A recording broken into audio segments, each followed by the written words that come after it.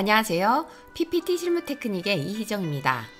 파워포인트로 슬라이드를 작업을 할 때 서식이나 각종 기능들에 의해서 기본적으로 설정된 기능이나 값들이 있습니다. 평소에는 그런 기본 설정이 고마울 때도 있고 또 작업의 효율을 높이는 경우도 있지만 때로는 그런 설정 때문에 오히려 불편하고 작업에 애를 먹기도 하죠. 그럼 지금부터 기본을 무시해야 될 상황과 그 해결 방법 저와 함께 알아볼까요? 구독, 좋아요 눌러주시면 강좌를 만드는 저는 큰 힘과 보람이 됩니다. 도형에다가 텍스트를 넣는 경우가 있죠. 그러면 어떤 때는 보면은 이 텍스트가 좀 한 줄로 되면 좋은데 이렇게 내가 원치 않은 곳에서 줄바꿈이 되는 경우가 있어요. 지금 이런 거 PPT 포맷 같은 경우에서는 굉장히 억울하죠. 좌우에 물론 여백이 굉장히 많은데도 불구하고 이렇게 좌우 여백을 너무 많이 주다 보니까 특히 도형 중에서 사각형보다는 이런 원형에서 더 많이 볼 수가 있는데요. 이런 부분을 내가 줄바꿈을 하지 않고 좌우의 여백을 좀 활용을 하고 싶다. 물론 여백을 조정하는 방법도 있지만 더 좋은 방법이 있어요.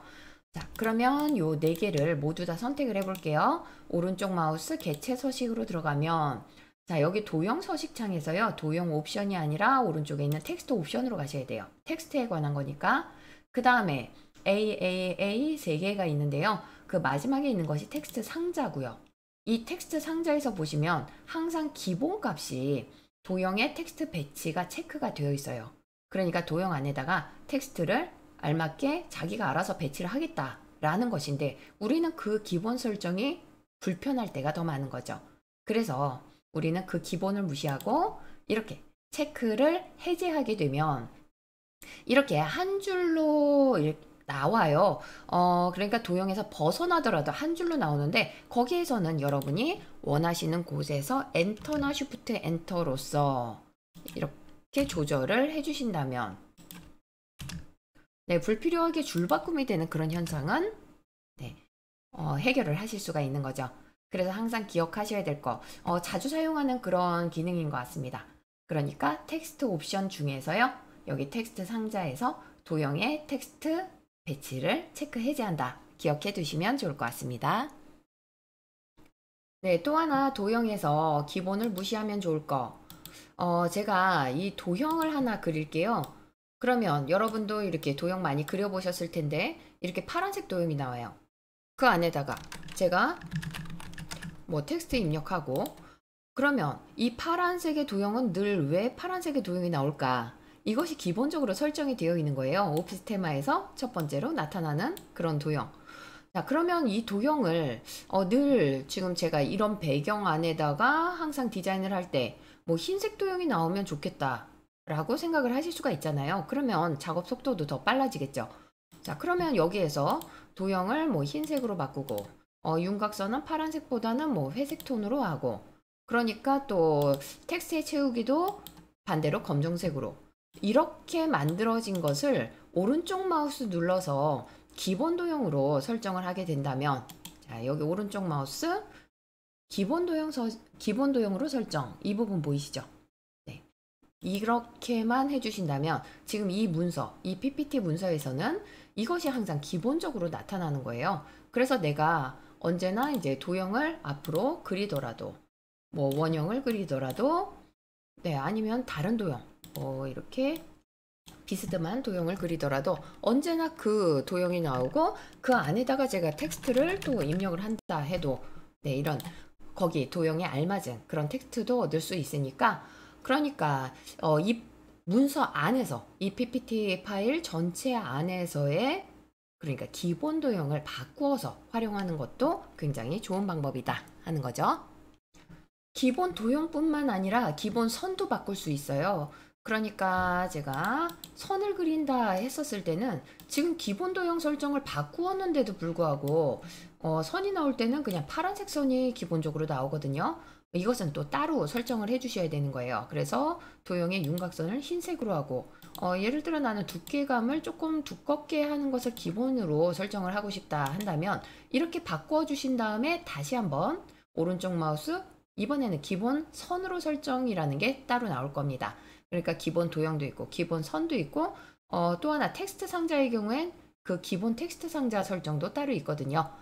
그래서 일단 지금 기본 선으로 설정을 해서 보면은 앞으로 선을 또 그릴 때 이렇게 기본 설정된 그 선이 나오니까, 그러니까 언제나 우리가 기본으로 만들어져 있었던 그런 상황들을 무시하고 나에게 알맞은, 나의 작업 환경과 알맞은 그런 상태로 변화해서 작업을 하는 것이 훨씬 효율적일 것입니다. 도형을 움직일 때 뭔가 항상 느끼는 거 없을까요? 기본적으로 설정되어 있는 그런 도형의 움직임 자체가 사실 가이드선도 기본적으로 설정이 되어 있고 그 움직임 자체가 좀 큰 것이 기본입니다. 그러니까 마우스로 드래그를 하면서 이렇게 조금 더 미세하고 부드럽게 움직이면서 내가 원하는 위치에다가 가져다 놓고 싶을 때도 있는데, 기본적으로는 항상 이렇게 좀 큰 움직임 때문에 불편할 때가 있죠. 이런 것들을 Alt 키가 해결을 해줍니다. 그러니까 Alt를 누른 상태에서 이렇게 움직이면 그 기본적인 움직임을 무시하고 굉장히 미세한 움직임을 할 수가 있거든요. 이런 거에서도 마찬가지죠. 예를 들어서 지금의 이 움직임 자체가 여기에서 그러니까 완전히 붙는 거에서 조금 떨어뜨리는 게 이 정도라고 한다면, 여기에서도 Alt 키를 이용한다면 좀 더 세밀한 움직임으로 내가 원하는 아주 미세한 공간만을 남기고 그렇게 해서 도형을 배치할 수도 있는 거고요. 도형의 크기를 크게 하거나 작게 할 때도 마찬가지죠. Alt 키를 같이 누르고 드래그를 한다면 얼마든지 내가 원하는 크기로 맞출 수가 있고요. 그림을 줄이거나 늘릴 때, 뭐, 그런 때도 있겠고, 그 다음에 그림에서 예를 들어서 그림을 자르기를 할 때, 이럴 때도 내가 아주 미세하게 움직이면서 정말 원하는 위치를 가고 싶다면 여기에서도 Alt 키를 누르면서 드래그를 하시면 조금 더 편리하게, 조금 더 손쉽게 그렇게 해서 도형의 이 그림이나 모든 개체에서 마우스로 드래그를 할 때에 이 Alt 키가 좀 더 세밀한 움직임을 도와주게 됩니다.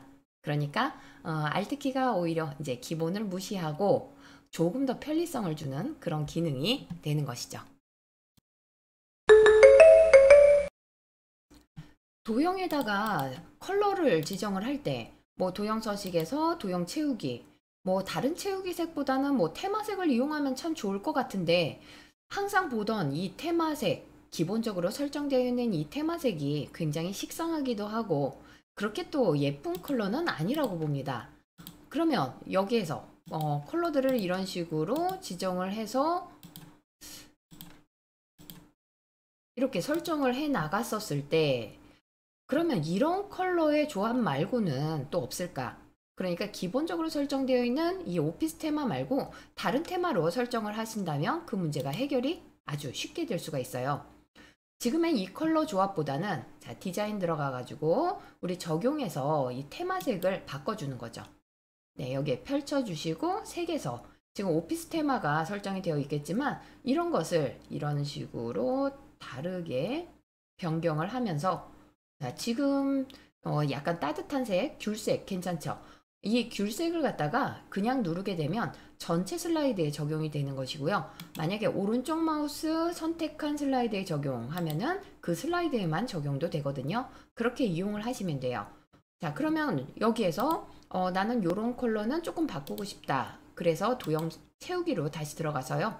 거기에서 내가 뭐 여기 있는 테마색들을, 바뀌어진 그런 테마색들을 이용해서 이렇게 변경을 해 나간다면 보다 다채롭고 그러면서도 손쉬운 그런 컬러 디자인을 하실 수 있지 않을까요? 예, 도형에다가 그 텍스트를 넣을 때 아니면 텍스트 상자에다가 뭐 텍스트를 입력을 할 때도 마찬가지지만, 우리가 첫 번째 항상 맞이하는 그 글꼴이 있죠? 맑은 고딕. 그럼 맑은 코딩이 항상 기본으로 설정이 되어 있는데 그런 기본을 또 무시하고 내가 원하는 그런 폰트를 이용한다면 훨씬 더 작업 효율이 높지 않을까요? 그래서 그런 것들을 기본적으로 설정되어 있는 이 맑은 코딩에서 내가 원하는 그 폰트를 글꼴로 활용을 하는 겁니다. 그러니까 지금 디자인에 글꼴로 들어가는 거죠. 제가 다시 들어가 볼게요. 디자인에서 여기 적용 부분에 펼쳐주시고 글꼴. 그러면 지금 현재 있는 맑은 코딩이 설정이 되어 있는데 물론 다른 글꼴들도 있어요. 그런데 여기에 뭐 아무리 봐도 이렇게 예쁜 글꼴은 없을 거고 거기에서 내가 원하는 글꼴들로 설정을 할 수가 있는데 그게 바로 글꼴 사용자 지정이에요. 맨 아래쪽에 있죠. 그렇게 한 다음에 거기에서 윗단에 영어, 그 다음에 아랫단에는 한글, 그리고 제목과 본문인데 일반적으로는 본문을 보시면 되는 거고요. 이 제목 같은 경우는 레이아웃상 제목의 레이아웃이 있을 때 그때만 해당이 되는 거니까요. 자, 그러면 어쨌든 간에 나는 영어도 한글도 내가 원하는 대로 한번 설정을 해보고 싶다. 그래서 영어 같은 경우에서는 두꺼운 거를 제목으로 조금 얇은 거를 이 본문으로, 그 다음에 한글 같은 경우에서도 약간 두꺼운 거를 제목으로 해주시고 그 다음에 뭐 다음 세미볼드 같은 경우를 본문으로 쓰겠다. 뭐 이런 식으로 내가 원하는 폰트들을 이용해서 글꼴을 조합을 만들어 주는 겁니다. 그런 다음에 뭐 이름을 사용자 지정 좋아요. 그런 다음에 저장을 해주시게 된다면 네, 바뀌는 거 보이시죠? 지금 그 글꼴이요. 지금 이 본문이 될 거 아니에요. 그래서 다음 세미볼드가 됐어요.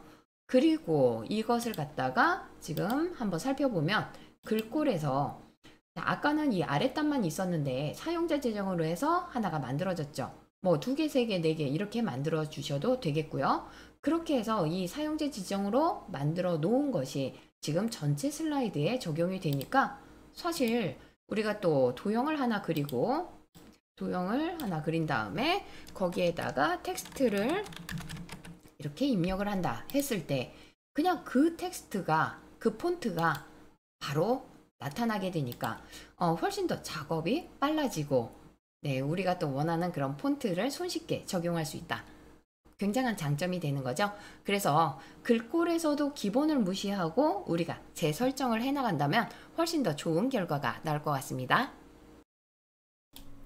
요즘은 온라인 강좌나 아니면 유튜브 영상까지 이렇게 영상을 제작하는 방법에 대해 관심이 많으신데요. 파워포인트만으로 영상을 제작하는 단계별 강좌를 추천합니다. 링크는 설명란을 참고하세요. 유튜브 검색창에 이희정으로 검색하시면 제 유튜브로 오실 수 있는데요. 파워포인트 하나로 영상을 제작하는 모든 방법 및 강의용 템플릿을 제공하기도 합니다. 또한 파워포인트 실무 관련 많은 고급 강좌들이 있는데요. 제가 전문 프리젠테이션 제작 회사를 운영하고 있기 때문에 예제들의 퀄리티가 높고 실무에 꼭 필요한 유용한 강좌들이라 자부하오니 꼭 구독해보세요.